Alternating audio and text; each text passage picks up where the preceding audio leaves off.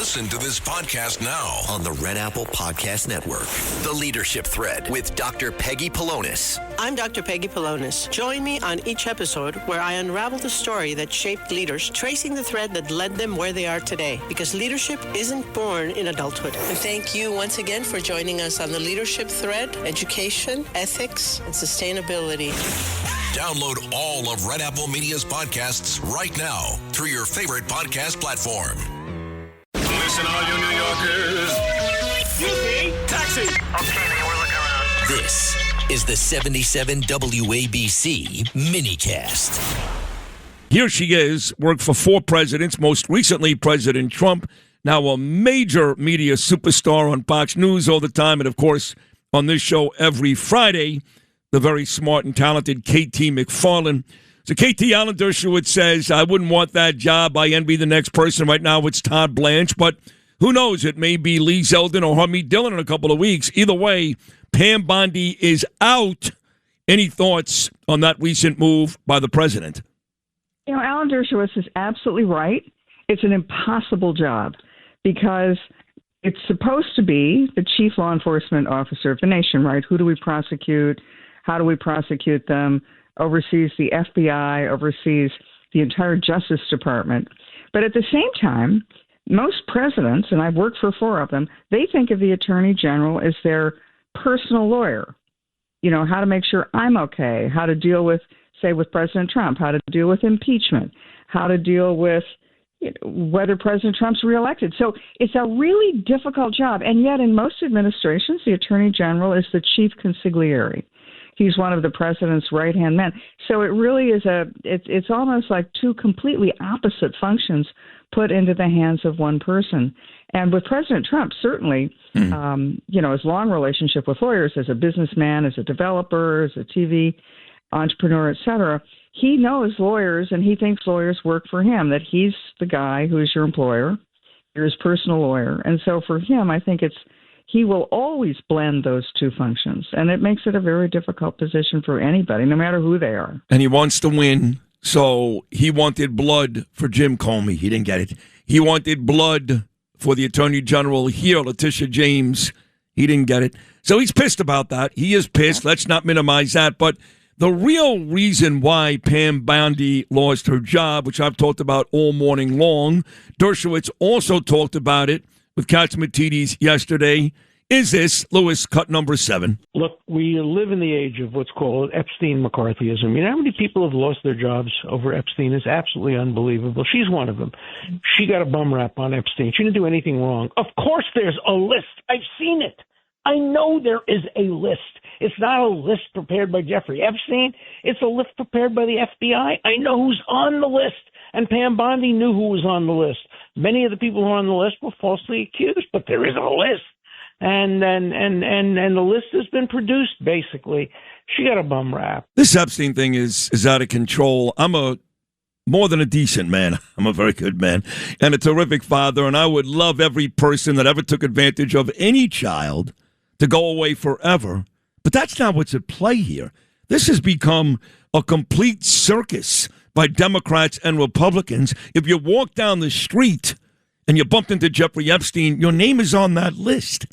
I mean, and now, because I'm friendly with President Trump, this is the God's honest truth, KT. Go to my Twitter page right now, at Sid Rosenberg 19. I didn't know Jeffrey Epstein. I was a kid, okay? But I'm called a pedophile. Me. I'm called a pedophile 20 times a day because I'm friendly with Trump. And even though Trump has been cleared 1,000 times, nobody wants to hear it. So what they've done is it's kind of like the word racism, right?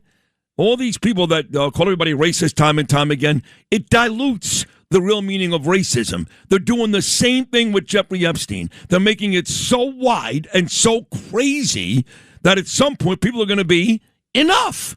And I think we're there. No? Oh, I do think we're there. I don't think the average person cares 2 hoots about Jeffrey Epstein. It's just a way of and by the way, that average person, for folks who go, okay, they do care about children being abused and raped. Absolutely. Right, but they've turned this thing into what should have been a decent investigation, and maybe enough was not done, into a worldwide witch hunt. It's nuts.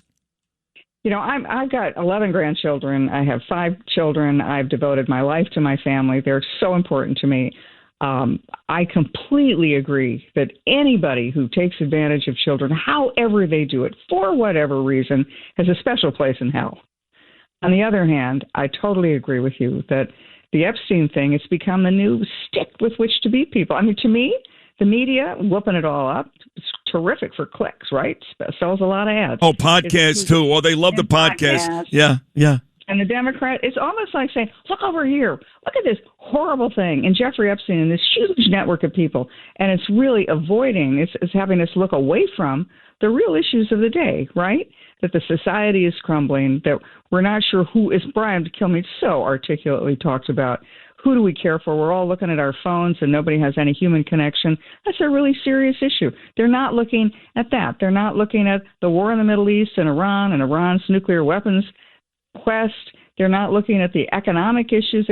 It's a way of distracting our attention with some bright, shiny object. Don't look over at the real stuff that's going to make a huge difference in your future and your children's future. Look at this bright, shiny, sexy object over here. And all these billionaires that are guilty. I haven't heard one name yet. And then it's not just the left, by the way. You got idiots like Thomas Massey, Republican out of Kentucky, Marjorie Taylor Greene. They're also obsessed with all this. And again, go get them.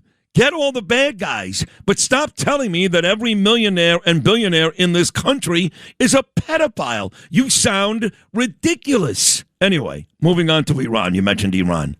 That was a big bridge we blew up yesterday, KT. Just imagine blowing up the Verrazano Bridge. There's no way to get to Staten Island from Brooklyn. And I know it pissed off the Iranians, and Trump is okay with that. He wants to wrap this up in the next 2 to 3 weeks. But you can bet your bottom dollar he's going to make it as painful as possible over that stretch. Now, he may end this before the strait is open. He'd rather not. And to me, it's not a good idea to do that. I would not end this until it is open. But he may do it before, but he's going to inflict some pain. Don't you think? Yeah. At the beginning, the objective was to destroy Iran's nuclear program and its missile program so that Iran could not build nuclear weapons that would threaten the United States, and that Iran would not have the ability to hide behind its missile program. And all they did, they'd like gazillions of missiles to strike out at anybody who might attempt to stop their nuclear program. President Trump's gone a long way to destroying all of that. The nuclear program, the missile arsenals, the drone arsenals, the production capability to develop more drones, more missiles. But now Iran has found a new form of blackmail. The old form of blackmail was going to be we're going to have nuclear weapons and blackmail the world and do whatever we want or else. And now the new form of blackmail is, we got the Strait of Hormuz. We're going to control that, control world shipping, control energy, particularly energy supplies between the Middle East and Asia. That's our new form of blackmail. We're going to control that. And President Trump is right. That's not our problem. I mean, it could be our problem, and frankly, I think President Trump will, quote, finish the job and open up the strait. But then he's going to immediately say to the regional powers, okay, guys, we got it open. It's your job to keep it open. We're all so concerned about the midterms, and you and I have this conversation every Friday, but we're getting closer. Right now, we're into the month of April. November is not that far away, and the polls keep going up and down, right? When this war first started, Americans were like, no, you're supposed to be America first. Then they go, a couple of weeks later, they go, wait a second, this makes sense. And now they're going back to where they were initially, which was, no. So the polls are not in the president's favor right now, and everything is still way too expensive. Now, I believe the president because I love him, and I'm biased, but I really believe that he knows what he's talking about as well. But right now, if the midterms were tomorrow, okay, and they're not, I get it. In the next couple of months, a lot can happen. A lot of things can improve in our favor, which I think it will. But if the midterms were tomorrow, we would get shellacked. You understand that, right? Yeah, completely. But I do think that President Trump knows what he's doing, as you said. He certainly understands business. He understands markets. He understands global affairs. And Scott Bessent, the Secretary of Treasury, is probably the smartest guy on the planet who understands markets and what will happen and how quickly things could happen. If the Iran war is won, now we'll decide what that means, won. But if the United States emerges from that in a position of power and authority, therefore Iran is in a greatly diminished position, however that is, what will happen immediately, according to Scott Bessent, is that the markets will turn. That immediately and suddenly, all the indecision that you're talking about, the volatility of the polls, the American people, are we winning, are we losing, do we want this, do we not want this? That's been a sort of a damper on any investment and any economic growth in this country. It's all waiting there. It's like waiting at the starting gate to just explode with cheap energy, foreign investment coming to the United States to create jobs, the technology boom. It's all there and ready to go, but there's the uncertainty of what comes next. When President Trump gets certainty and clarity on Iran and the Strait of Hormuz and all the stuff in the Middle East, then I think it's off to the races. Because President Trump was smart enough to understand. It was the first day of the first term. We're sitting in the Oval Office, and he's talking about Iran. He's talking about we're going to put Iran on notice. We understand. But he also wanted drill, baby, drill. And he knew that the United States had been sucked into these Middle East wars for decades because we needed access to their energy. But he knew that we, the United States, for a bunch of reasons, had capability of our own all of a sudden. And if we allowed it to happen, we would not only be energy independent, that would be terrific for our economy, for us, but we wouldn't need to be sucked into the psychodramas in the Middle East. And that's where the drill, baby, drill came from. And now the United States is really the world's major energy power, not only of our own, but we export it. That's the direction the economy could take the minute there is some clarity of what's happening in the Middle East. Let Century Management Solutions get you to your next medical appointment. They specialize in non-emergency medical transportation, connecting patients to care, safety, reliability, and on time. Their advanced technology platform seamlessly coordinates patients, healthcare providers, insurers, and transportation partners all in one powerful network. With over 200 trusted transportation providers, they deliver scalable solutions backed by real-time tracking and complete transparency. Go to SENTRYMS.com.